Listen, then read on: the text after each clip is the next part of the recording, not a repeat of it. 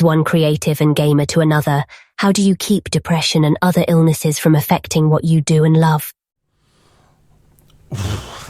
Well, short answer, I don't. Longer answer, it's flattering that you think I don't, but I would be a lot more productive if I didn't have various issues. That's not very helpful as practical advice, though. So, let's see. Honestly, brutally honestly, a lot of what keeps me going is spite. And being reliable in this business or any other creative business is as important as talent, or anything else you might bring to the table. So just being bloody minded and getting through stuff helps a lot, even if you have to make certain compromises or do other things to get something done. Getting it done is probably the most important thing, I think. Your mileage may vary. Of course, working for myself, that's less important, but you are still beholden to your audience. So if you've promised to make something, if you've promised to do something for them, then you should. And this is especially true if, heaven forbid, you've done a crowdfunding, because they will be on your ass and you're almost certainly going to be late and you're almost certainly going to run into personal or technical issues. So yeah, communication and sheer bloody mindedness is very useful there. But look, I honestly, right, I don't cope very well with my illnesses and issues. That's why Whitechester was late and why I had to bring other people on board and why I had to use AI art here and there in it, not very much.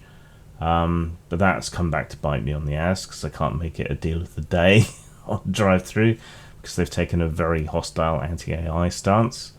I've asked them to take into account problems like mine, because I did nearly die, and that feels like there should be an exception there, But I did manage to get it out. It wasn't too late, I guess, and that was despite spending time in hospital and being essentially bedridden for a while and being unable to do anything. So that's the physical side. The mental side, most mental illnesses seem to come with some sort of flip side. When I'm feeling flippant, I might call that a superpower. Some people like to describe their mental health issues as superpowers. The bipolar people who can get a shitload of stuff done when they're on their upswing and can't get anything done when they're on their downswing, but they regard the upswing as being a good thing somehow. Depressives like me tend to be somewhat perfectionist. You want to get things right because you're riddled with so much self-doubt. So to an extent you can turn your mental health problems into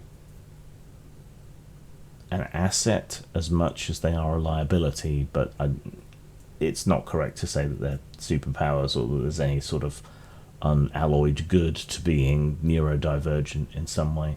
And it does make me very vulnerable to not the trolling so much, but the criticism that I get.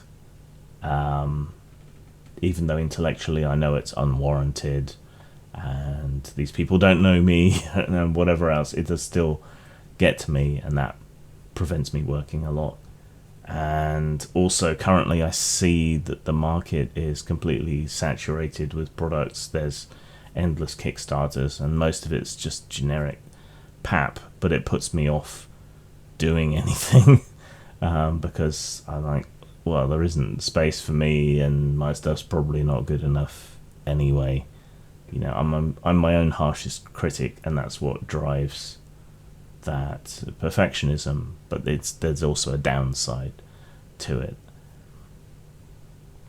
The way to keep going is different for everybody, but for me, it is to spite my enemies and hear the lamentations of their women, and just sheer bloody mindedness, and also lack of choice, because at this point there's basically nothing else I can do.